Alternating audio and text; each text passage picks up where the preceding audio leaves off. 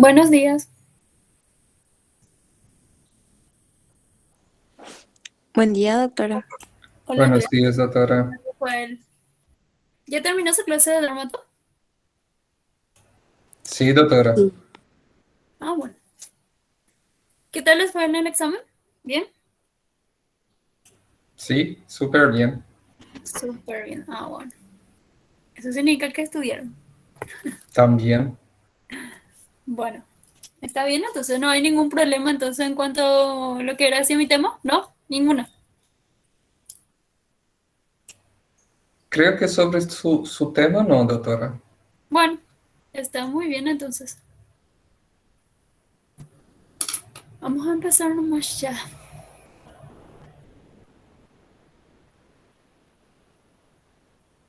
Ya poco conectados, pero bueno.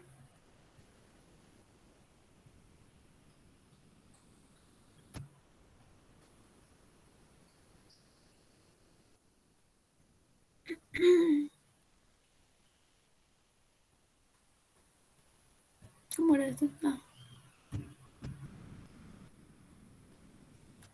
bueno.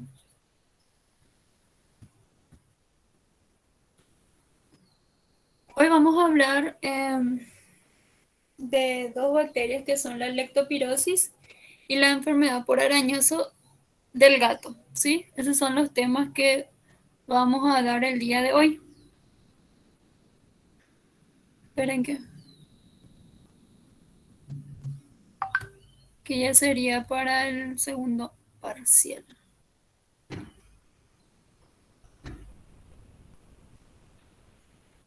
Mm,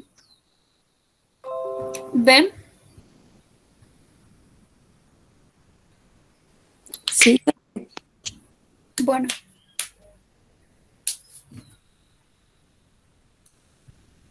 primero vamos a hablar de lectopirosis y saber qué es una zoonosis. Esta se adquiere a través de la orina de un animal que está infectado, ¿sí? Esto podría ser por contacto directo o por la contaminación del medio ambiente. Entonces, si yo les llego a preguntar de qué manera se puede transmitir la lectopirosis en el examen o en selección múltiple o como sea o para pregunta corta, entonces a través de la orina de un animal infectado y esta puede ser de contacto directo con el propio animal o por la contaminación del medio ambiente. A su vez, estas se presentan en tres modalidades clínicas en el ser humano, que puede ser a través de un síndrome febril agudo. La lectopirosis puede dar una ictericia con agregación, ¿verdad? Afectando lo que sería la parte así renal, pulmonar y meningia respiratoria, pudiendo producir también una hemorragia hasta una miocarditis, ¿sí? Y eso se da ya en un cuadro grave. Y también en estas tres modalidades clínicas le incluimos lo que sería ya la hemorragia pulmonar. Eso por favor tengan también bien en cuenta cuáles son las tres modalidades clínicas entonces de una lectopirosis, ¿sí? Entonces, si es que nosotros llegamos a pensar en una lectopirosis, aquí por ejemplo ya podemos hablar directamente de la clínica del paciente, por ejemplo, preguntándole otra vez, como siempre yo le digo, de la anamnesis y todo eso. Entonces, creyendo, ¿verdad?, en que puede ser esta bacteria, entonces ustedes tienen que pedir perfil hepático, perfil renal, ¿por qué no una radiografía de tórax? Y por qué no una eh, orina simple. eh, ya dije perfil hepático. Bueno, hemograma completo, que más adelante vamos a ver. ¿Sí? Bueno, la causa de la enfermedad de la lectopirosis es que primero son unas bacterias que miden entre 0,15, tiene una morfología helicoidal son activos y variados de movimientos con la presencia de flagelos a través de los flagelos que se mueven, ustedes ya saben esto. Esta movilidad le permite así ingresar a través, o sea, en la piel, también puede ingresar en la conjuntiva y en la mucosa del tracto respiratorio. Los aparatos respiratorios, lo que son la mucosa del tracto respiratorio superior, estamos hablando, y son bacterias aeróbicas. Entonces, también un tema de pregunta de cómo puede ingresar en nuestro organismo. ¿Sí? A través de la piel podría ser a través de una herida, conjuntiva, mucosa del tracto superior, puede ser por inhalaciones, ¿sí? Y ahí incluye lo que sería a través del medio ambiente. La afinidad de estas bacterias por los medios húmedos o acuosos explica la mayoría de la forma de transmisión. Esto se puede dar en inundaciones o durante las actividades recreativas o laborales. También podría ser de esa manera, entonces, que se pueda transmitir, pero más es por inundación. Bueno, un poquitito para saber sobre la epidemiología de esta bacteria es que ya sabemos que una zoonosis es una distribución mundial más amplia por la diversidad de hospedadores, el factor ambiental que posibilita la transmisión intraespecies y interespecies. En forma de transmisión, esta se opera, ya sabemos, a través de la orina, que es eliminada al medio ambiente por un animal infectado. Penetra a través de la piel, ya dijimos, esto puede ser, ¿cómo podría penetrarse la leptospirosis en el ser humano? Entonces a través de la piel, mucosa nasal, tracto digestivo superior y en las conjuntivas, ¿sí? Las lesiones preexistentes en la piel y en la mucosa son las que facilitan la transmisión, ¿sí? Bueno, y aquí lo que le dije, las inundaciones y las actividades recreativas en medios acuáticos son las que producen mayor cantidad de casos de una leptospirosis, ¿sí? Son también las actividades de riesgo, que serían el turismo de aventura, la jardinería, la limpieza de canaletas, desagües y el contacto directo y ocasional con una orina, especialmente estamos hablando de roedores, que son propios luego de los roedores la leptospirosis, y también de los perros, ¿sí? La leptospirosis como enfermedad profesional en el área urbana presenta un riesgo más bien para los veterinarios, para los recolectores de basura, para los obreros que hacen zancas, para la red de servicios de limpieza, que son las alcantarillas, los peones de clubes hípicos, personas que se dedican a la recolección de desechos en la vía pública y el personal militar expuesto a maniobras de contacto con suelos húmedos. Bueno, y esas son entonces las personas que corren riesgo de adquirir esta enfermedad, ¿sí? Los reservorios más importantes son las ratas y los perros, ¿sí? Pero más las ratas. Y en áreas rurales se agregan animales de cría como que podrían también estar en los bovinos, porcinos, ovinos y equinos, ¿sí? Y además también las especies silvestres. Las ratas no desarrollan la enfermedad, pero son adecuados operadores y eliminadores de leptospira, ¿sí? Y los perros son afectados clínicamente y la infección se manifiesta con ictericia, nefritis, gastroenteritis hemorrágica, una estomatitis ulcerativa, da una infección neurológica, ¿sí? Bueno, ¿y cómo se produce la fisiopatología de la enfermedad?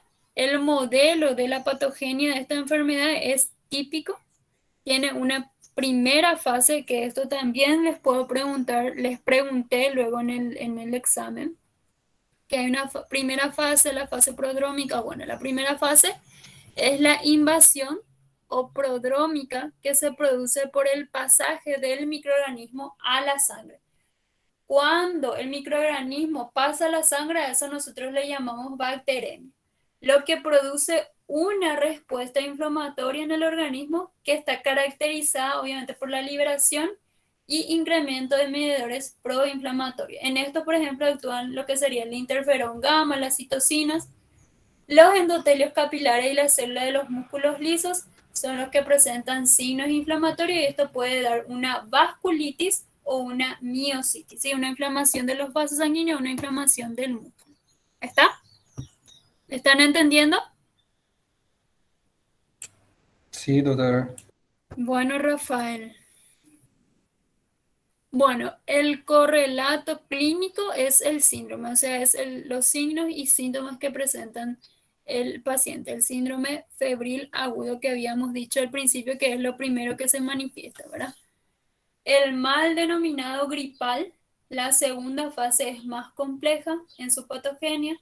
Están los anticuerpos de IgM, IgG, que son las que eliminan las lectopiras en la sangre y en los líquidos corporales, por lo que se localiza en los túbulos renales, y el tiempo variable según la especie, eliminándose esta por la orina. Los complejos inmunes causan meningitis, uveitis, porque hablamos de la conjuntiva. El lipopolisacárido bacteriano se comporta como una endotoxina, está siendo responsable en parte de una insuficiencia renal, un trastorno hepatocelular, porque dijimos al principio que afectaba lo que sería el riñón, el hígado, la sobrecarga, hay una sobrecarga de bilirrubina, mioglobina, y esta altera la función de las células tubulares. Una toxina licoproteína que estaría también involucrada para una hemorragia alveolar, estamos hablando a nivel pulmonar. Y el resultado final en los casos graves, por todas estas circunstancias, el paciente puede llegar a una falla multiorgánica. Y el cuadro clínico, que es lo que nosotros debemos de manejar, ¿verdad? A pesar de todo lo que dijimos recién, es primero la incubación habitual de esta bacteria, que es entre 7 a 10 días. Se puede dar un extremo de 2 a 30 días. ¿Y cómo es? Es una enfermedad de comienzo agudo, se caracteriza por hipertermia, o sea, por fiebre. Esta se puede dar con o sin escalofríos. La persona puede o no tener sudoración, mialgias, que estas más bien predominan en la parte de las pantorrillas. Esta puede afectar lo que sería la musculatura a través de en lo que sería a nivel de la cintura, escapular, pelviana. Puede presentar el paciente dolor de cabeza, dolor abdominal, acompañándose de náuseas y vómitos. También puede, dice, presentar quebrantamiento general, una anorexia y una astenia. Algunos pacientes refieren odinofagia, por eso es que hablamos al principio que pareciera un cuadro gripal. Al examen, las fauces no revelan una verdadera faringitis, ya el examen físico estamos hablando, y otros pueden presentar escasas deposiciones diarreicas. Ambas situaciones llevan al diagnóstico en vivo de una faringitis o una gastroenteritis. Eso se podría utilizar como diagnóstico diferencial, por lo que es importante valorar el estado del paciente y cómo es frecuente la hiperemia de inyección conjuntival y la vasculitis, ¿sí? Bueno, hablamos entonces aquí del cuadro clínico, cómo serían los signos y síntomas, el periodo de incubación, y hablamos del diagnóstico diferencial que podría existir en esta enfermedad. La lectopirosis no produce una artritis y son raras las artralgias. En esta etapa importa diferenciar el dolor abdominal agudo. ¿Por qué ustedes creen que nosotros, cuando viene un paciente con dolor abdominal agudo, en qué podemos pensar?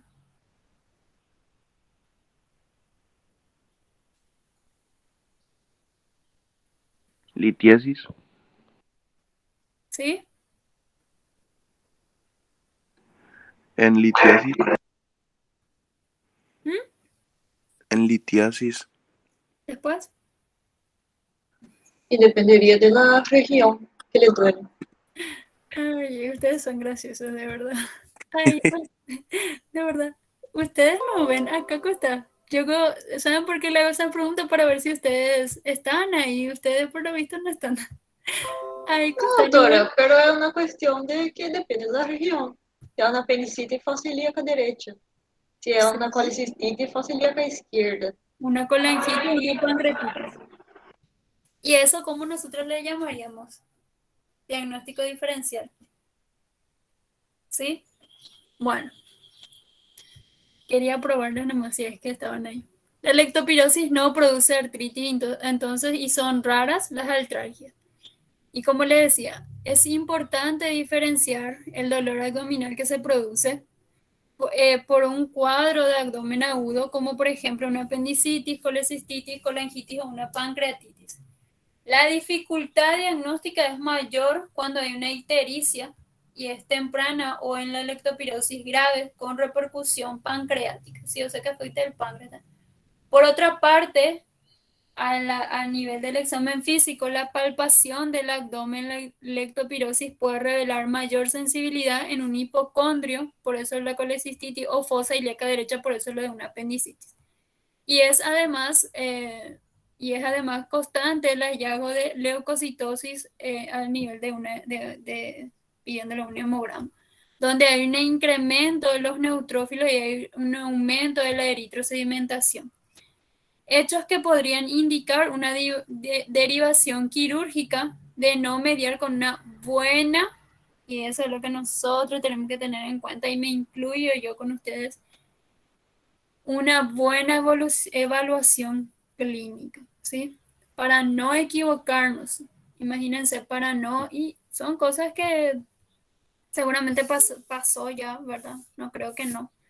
¿Verdad? Que muchas veces pensamos por el cuadro clínico del paciente, una colecistitis o una apendicitis, porque son las causas más frecuentes aquí en Paraguay, a lo menos, y no era así, y le abriste de balde al paciente. Entonces, por eso es importante en una buena evaluación clínica. ¿Está? Es muy importante considerar que la fase de inicio carece de síntomas de afección en la vía respiratoria superior, como son tan característicos también como un diagnóstico diferencial de la influenza y otras virosis respiratorias. Este dato negativo es de la mayor relevancia para sospechar en esta enfermedad y otros procesos que contribuyen un diagnóstico diferencial en etapas tempranas de la evolución. Y la fase prodrómica, esta no se extiende más allá de los 7 días. Si la enfermedad se autolimita en esta etapa, a eso nosotros le llamamos o se denomina lectopirosis anictérica, porque no se produjo la ictericia, que es un signo de la lectospirosis. Si progresa a la segunda fase, ahí sí ya aparece una ictericia.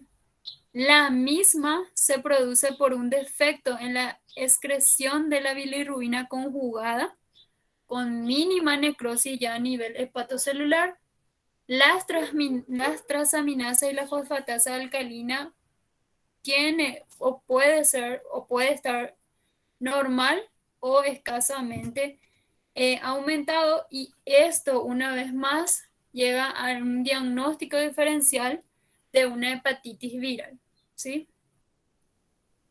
La insuficiencia renal puede adoptar diferentes modalidades, desde un aumento mínimo y transitorio de la urea, por eso le pedimos perfil renal también, urea con sedimentos escasamente alterados, y en una nefropatía grave y en una necrosis tubular aguda. También puede existir una hipopotasemia. Esto se da por la pérdida tubular, ¿sí? Elemento a tener en cuenta para evaluar la función renal. No se debe esperar a una hiperpotasemia para decidir una derivación a diálisis, ¿sí? Bueno, con excepción de la hemorragia alveolar, porque habíamos dicho también que afecta a nivel pulmonar, renal ya hablamos, hepática ya hablamos, y ahora pulmonar, o de una miocarditis grave a nivel del corazón, el grado de insuficiencia renal condiciona otras alteraciones y puede ser la causa del fallecimiento del paciente. La evaluación renal debe ser diaria e incluso repetida en el día. Hay que hacer un dosaje, hay que pedir un perfil renal, urea, creatinina y orina. Hay que pedir, o sea, en orina simple está la proteinuria, sedimento urinario, control de la diuresis de ese paciente, líquido cefalorraquídeo, en el cual es claro, es la presentación más frecuente de una complicación de una meningitis por la leptospirosis con cifras normales de glucosa y cloruro. Las proteínas y las células están aumentadas en forma proporcional y discreta, y desde el punto de vista clínico, estos pueden ser cuadros exclusivamente meningios. Las hemorragias varían desde escasas petequias.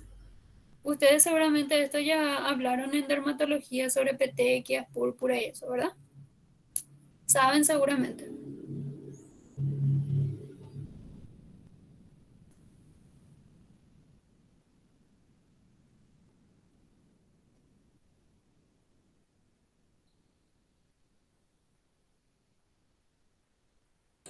¿Puedo repetir, profe? Que saben lo que es petequia y eso. Sí, sabemos. Ah, bueno. Si hay una hemorragia, se puede producir también una gingivorragia, epistaxia, hemoptisis, hemorragia digestiva, metrorragia. El mecanismo es por vasculitis o trombocitopenia. La miocarditis puede ser causa de muerte y aparece en formas de icterohemorrágica, o sea, hemorragia ictericia.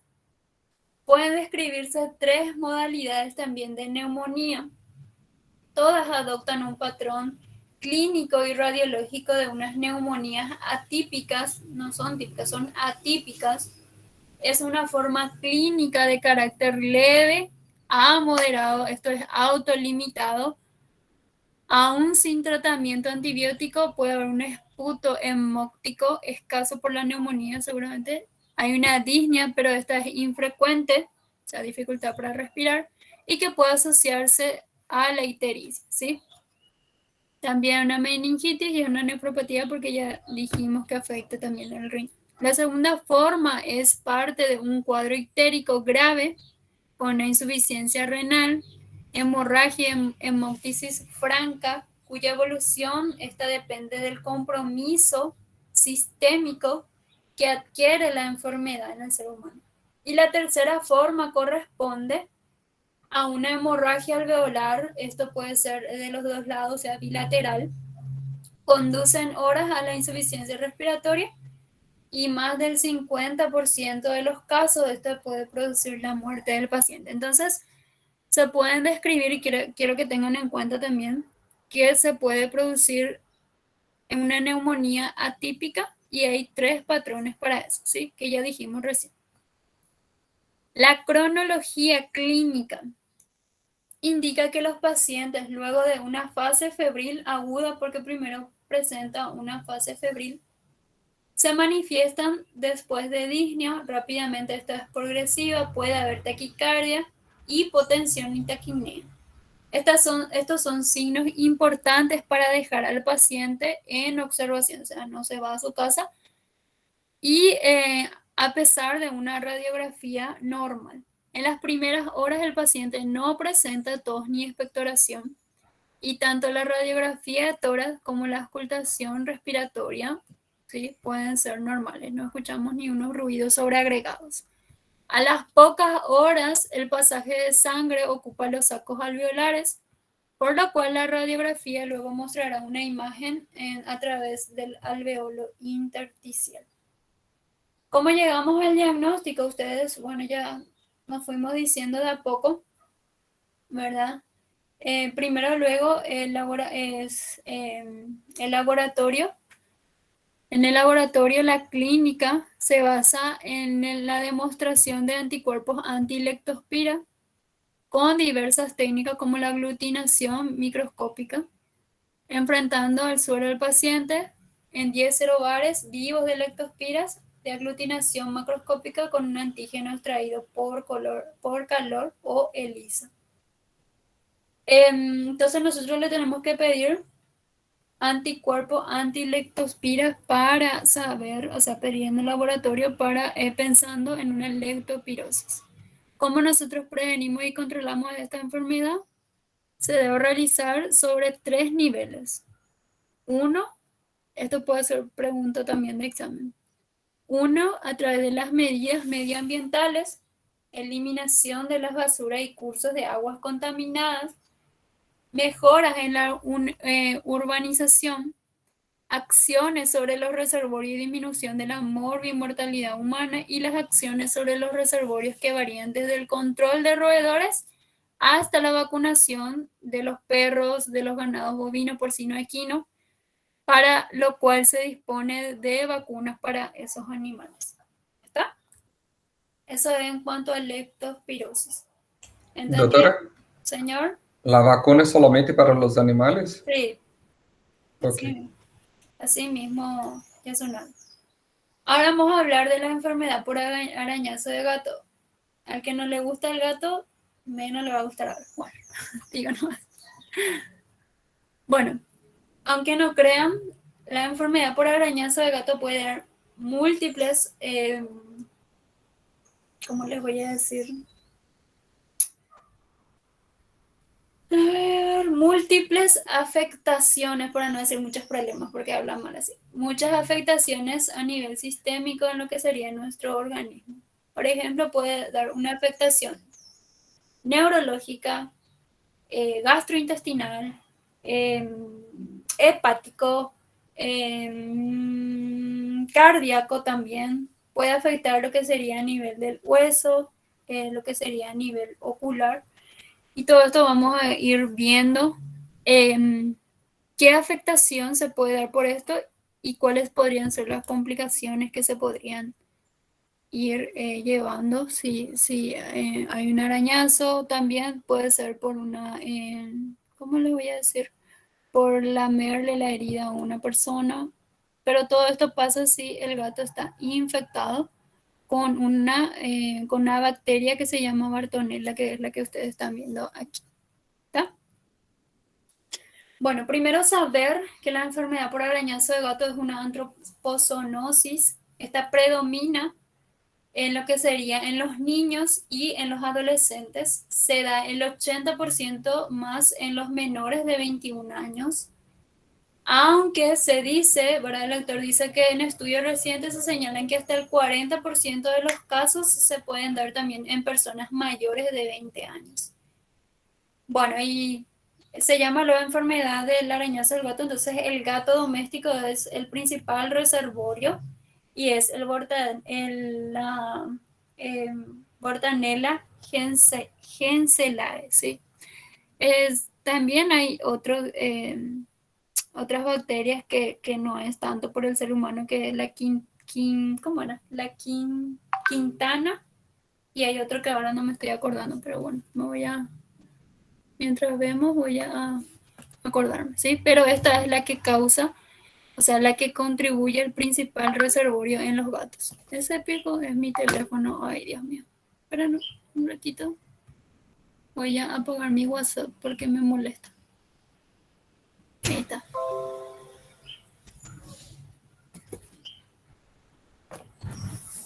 Bueno, la transmisión se produce por contacto directo, ¿verdad? Obviamente por el arañazo. También se podría dar por la mordedura o por la medura de gatos pequeños, sobre todo. Se puede dar en menores de 1 año. 78% son cachorros. Con menor frecuencia, esta se puede producir por contacto con perros. Se dan el 5%.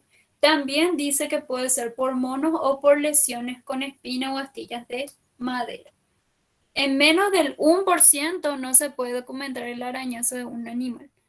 El 75% de los casos está presente el antecedente del arañazo y en el 90% el contacto con estos animales.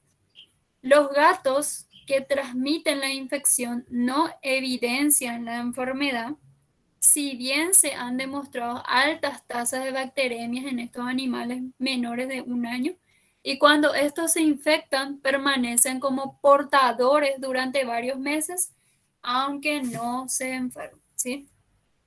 Bueno, ¿y cómo es la fisiopatología de esta enfermedad? La bacteria en el gato es portador sano y desde su saliva la transmite en el hombre por un arañazo, dijimos por una mordedura o por lamerle al paciente.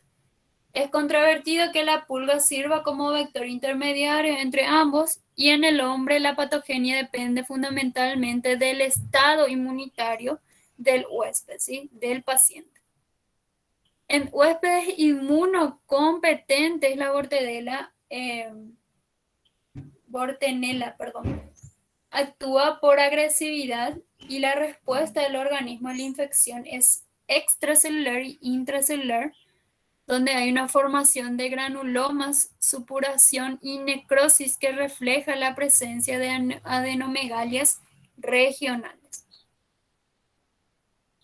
Las biopsias de ganglios linfáticos muestran como hallazgo histopatológico característico en el cual se produce una hiperplasia linfoide, hay una proliferación arteriolar, se forman granulomas en el área central, hay una necrosis acompañada de células gigantes multinucleadas, histiocitos y linfocitos, eso a través de una biopsia histopatológica.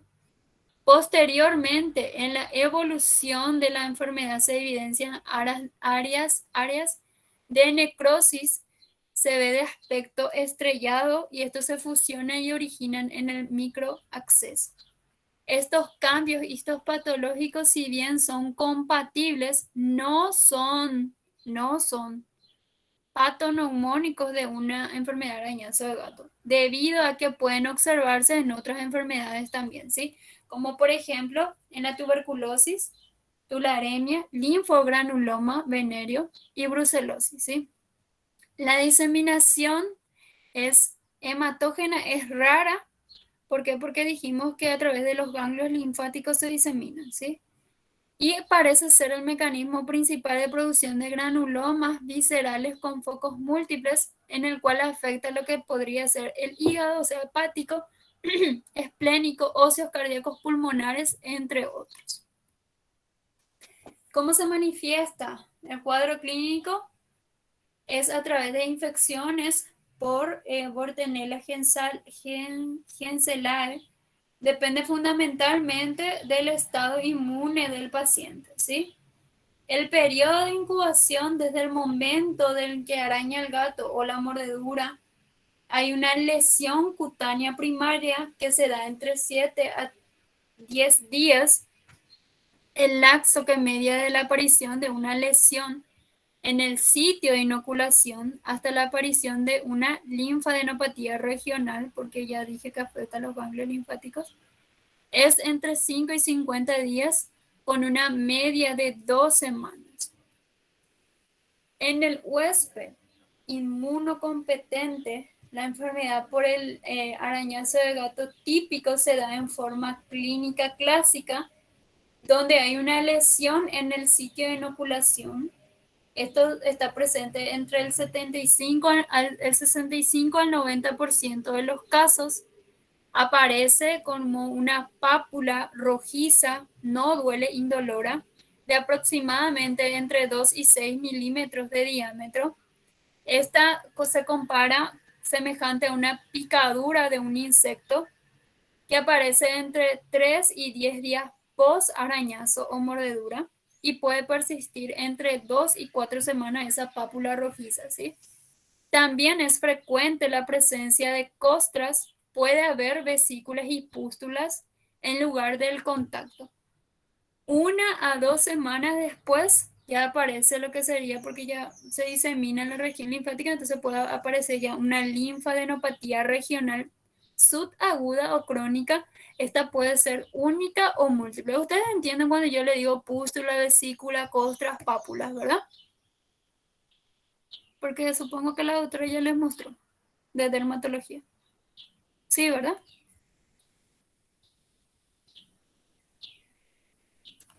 Doutor, estamos teniendo dermato ahora y sí estamos mirando lo que Sí, es está cada uno. mirando. Bueno, entonces no es tan difícil imaginarse de cómo sería.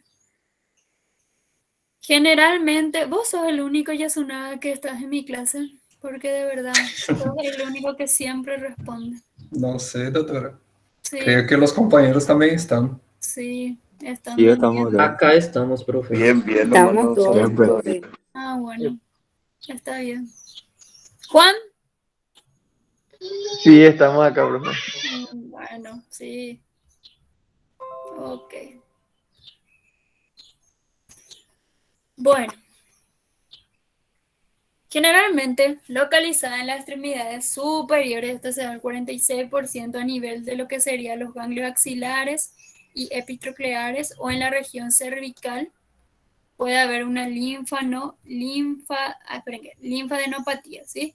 También en los ganglios laterocervicales y submandibulares, ambas regiones son las más agredidas por los gatos. Con menor frecuencia pueden comprometer lo que serían los ganglios inguinales, se dan 17%, periauriculares, supraclaviculares, aproximadamente el 50% tiene un solo ganglio afectado. ¿Se acuerdan que puede ser único o múltiple? Y el 20% el compromiso de varios ganglios en una misma región. El ganglio linfático comprometido generalmente es unilateral y se presenta aumentado de tamaño, es eritematoso, caliente, de consistencia firme y es doloroso. Esta linfadenopatía alcanza un tamaño de varios centímetros entre las 2 y 3 semanas y alrededor del 10 al 30% evoluciona con supuración en formación de fístula.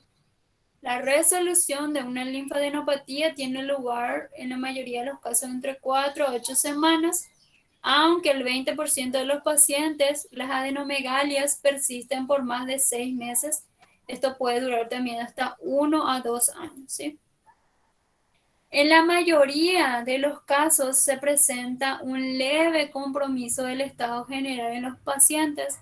Solo 1/3 de los pacientes presentan fiebre moderada y una minoría entre el 5 y el 15% manifestaciones inespecíficas en el cual puede haber astenia, anorexia, dolor de cabeza, cefalea, mialgia, artralgia, una esplenomegalia, puede haber una odinofagia y con menor frecuencia otra vez puede aparecer lo que serían náuseas, vómitos, pérdida de peso, una conjuntivitis, exantema eritemato maculopapular transitorio, lo que sería a nivel del tronco. Podría haber edema parotidia, porque dijimos que afecta también las glándulas submaxilares.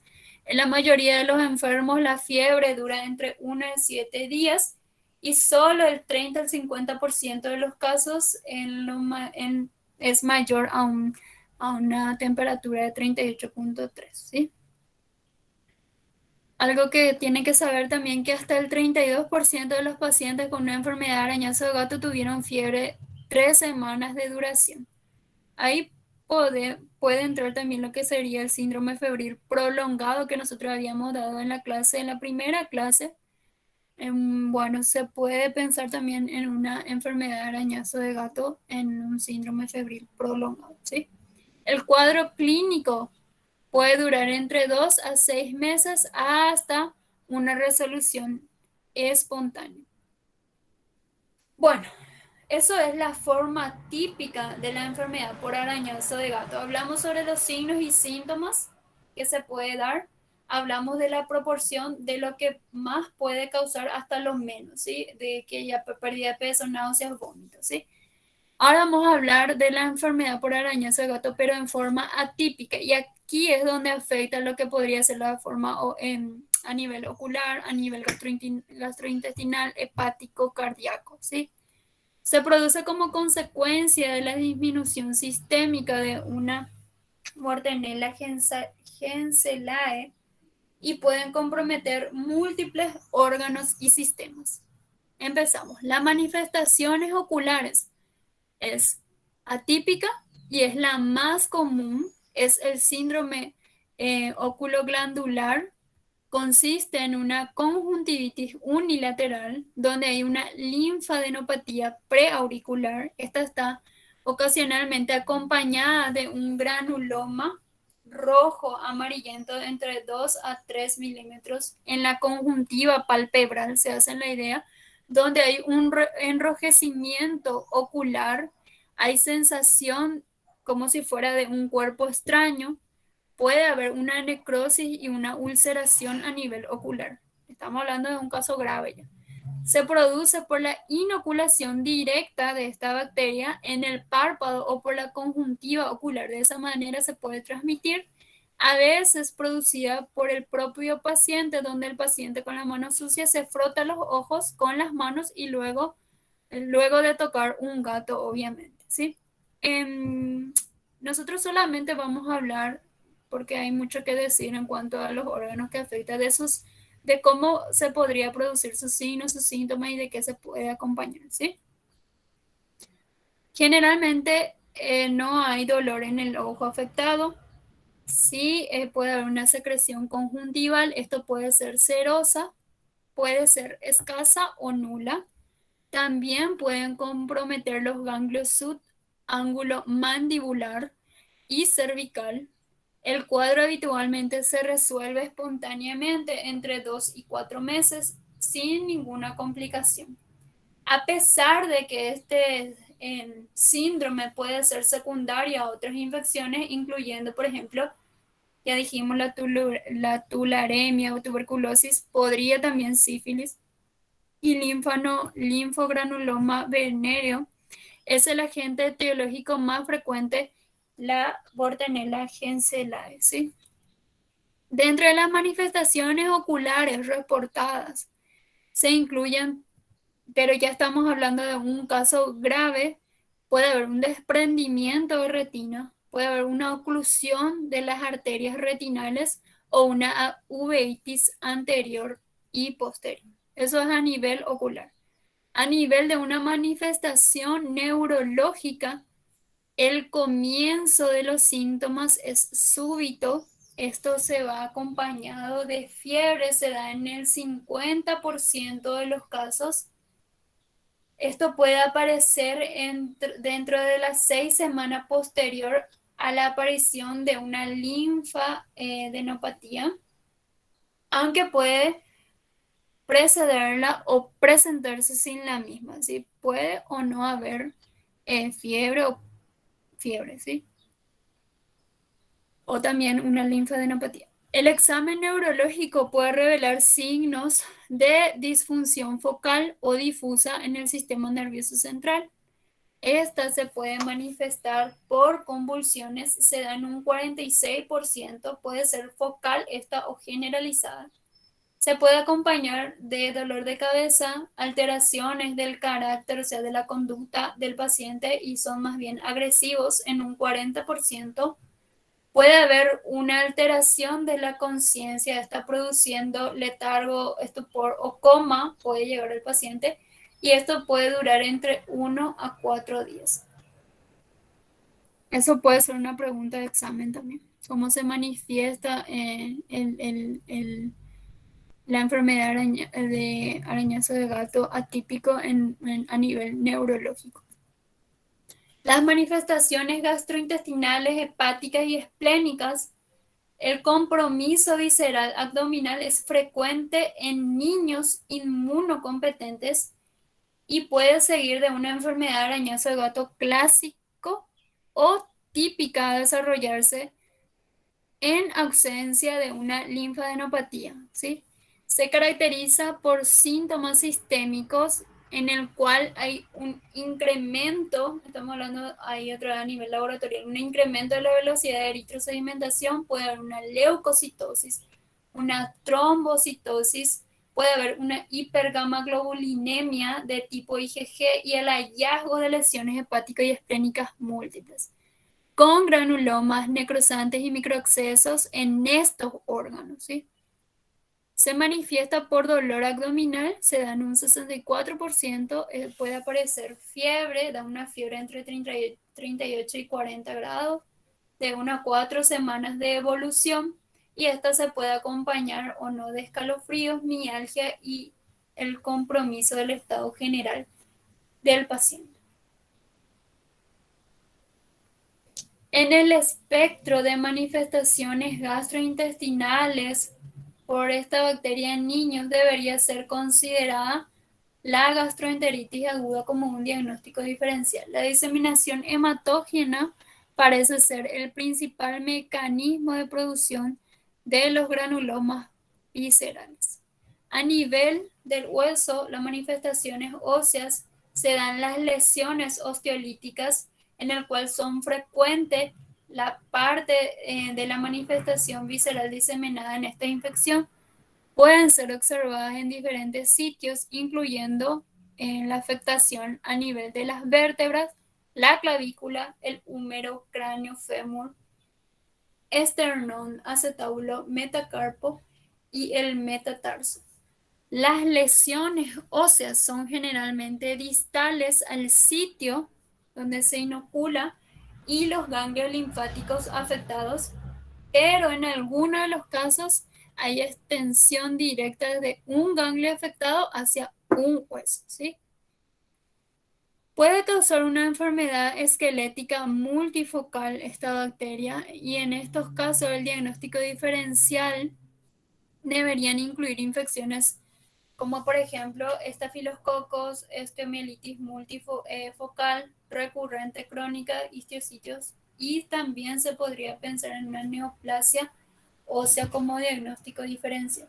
A nivel del corazón puede producir una endocarditis, es la afección más prevalente, se presenta en adultos inmunocompetentes, en ausencia de enfermedad valvular previa inclusive. La causa más frecuente en esta manifestación, en una manifestación cardíaca, ya no es la Genselae, sino la Bortenella quintana, ¿sí? Se da en un 80% y se asocia a factores de riesgo como por ejemplo podría ser el alcohol, falta de hogar e infestación del cuerpo por piojos. Por esa manera se puede producir. La endocarditis por Genselae ha sido reportada en niños y adultos con enfermedad valvular. En cambio, en el otro es la no valvular. Y con un contacto estrecho con gatos. La evolución es insidiosa y el diagnóstico usualmente se da en tardías. Los pacientes pueden presentar signos y síntomas como fiebre, dificultad para respirar, esto puede ser progresiva, puede haber un soplo cardíaco, entonces es importante la ocultación, puede haber una insuficiencia cardíaca aguda, la válvula aórtica es la que más frecuente está afectada. A nivel pulmonar hay un compromiso, lo que sería pleuro pulmonar, se puede dar en una forma de neumonía. Esta puede ser unilateral o bilateral. Esta puede ocurrir sin o con un derrame o puede haber un infiltrado pulmonar, pero puede ser asintomático también, el cual es poco frecuente, ¿sí? También puede observarse infecciones sistémicas. Generalmente se manifiesta entre 1 a 5 semanas desde el comienzo de una linfadenopatía. El diagnóstico se realiza por el antecedente de contacto, obviamente, de un gato o de otros animales, que podría ser por el arañazo, por la mordedura o por lamerle una herida. Los hallazgos del examen físico y la presencia de antígenos en el líquido pleural y el tejido pleural, o sea que se le hace una toracocentesis probablemente para ver el líquido y se estudia eso. A través de una manifestación dermatológica se ha reportado una gran variedad de manifestaciones en la piel. Se producen entre el 5% de pacientes con una enfermedad de arañazo de gato, donde se puede presentar un exantema eritemato maculopapular inespecífico. Este puede ser transitorio, pero más raramente puede haber también exantemas petequiales, morbiliformes. Esto puede ser pruriginosa, pica, urticaria. Y la urticaria crónica también se ha descrito en esta enfermedad de arañazo de gato. Otras presentaciones clínicas atípicas que se podría dar es el síndrome febril prolongado que ya dijimos, o fiebre de origen desconocido. Se presenta habitualmente sin linfadenopatía regional ni puerta de entrada visible, acompañado de síntomas sistémicos como podría ser una astenia, anorexia, mialgias, náuseas y vómitos. Y obviamente si hay todo eso, hay una afectación del estado general. Esta bacteria constituye una causa frecuente de fiebre de origen desconocido, especialmente en pacientes pediátricos. El diagnóstico de la infección puede ser sospechado sobre la base de una evaluación clínica. Estamos hablando de una anamnesis clínico epidemiológico exhaustiva, que quiere decir hasta lo último hay que preguntarle, por más macanada a veces que sea, hay que preguntarle al paciente. Y ahí le sumamos los hallazgos clínicos, los signos y síntomas del paciente, y con eso también llegamos al examen complementario, ya sea laboratorio, en el cual puede entrar pruebas serológicas, procedimiento de biopsia molecular, invasiones histopatológicas o a través del método de cultivo. Todo eso permite confirmar la sospecha del diagnóstico de ese paciente. La clínica es fundamental por el antecedente de contacto íntimo con un gato pequeño asociado a una linfadenopatía regional. Frecuentemente representa un elemento útil para nosotros y simple para sospechar una enfermedad de gato, por arañazo de gato. Cuando es posible, se debe realizar un interrogatorio dirigido al niño sobre el contacto con animales, porque ellos tranquilamente se acercan a estos animales. Y en la enfermedad de arañazo de gato típica es fundamental examinar cuidadosamente lo que sería la piel en búsqueda de un arañazo, de una mordedura, de una pápula de inoculación en zonas vecinas a la linfadenopatía, los ganglios. La evolución y el pronóstico de estos pacientes es variable. Las formas clínicas típicas son habitualmente autolimitadas. Se cura espontáneamente entre 1 a 3 meses, aunque esta ya dijimos que se puede prolongar entre 1 a 2 años. En algunos pacientes las lesiones presentan regresión espontánea. Las formas clínicas atípicas deben ser bien tratadas y tienen una evolución satisfactoria, pero sí se trata bien. Si se produce diseminación sistémica en la infección, la muerte es la causa por compromiso multiparenquimatoso. Como ven, afecta a varios órganos importantes. Gracias. ¿Alguna duda, pregunta, queja?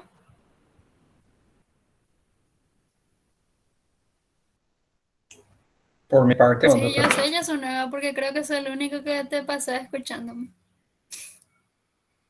¿Los otros compañeros, algo que me quieran decir? Su presente, Ninguna están duda, poniendo. doctora. Liz Yo no tengo ninguna Karina duda. ya abandonó luego la clase, hijo de mil, demasiado interesante le pareció. Y bueno, yo creo que esto es fácil. Les puse lo que a ustedes en realidad les tiene que importar, que es la clínica, el diagnóstico, ¿verdad? Porque a través de ellos, más bien a través de la anamnesis, primeramente, se puede llegar a un diagnóstico presuntivo, ¿sí? No hay nada raro. No es una enfermedad mortal si es que no afectan los órganos que vimos, ¿verdad? Si es que afecta lo que serían los órganos esenciales, como principalmente a nivel neurológico, sí puede llegar a ser grave, ¿sí? Entonces, eso. ¿Algo que me quieras decir, Elena? No, doctora. ¿Entendiste? ¿Por qué? Te pregunto. ¿Entendiste, Elena? Sí, doctora, entendí. Ok. ¿San Paulo?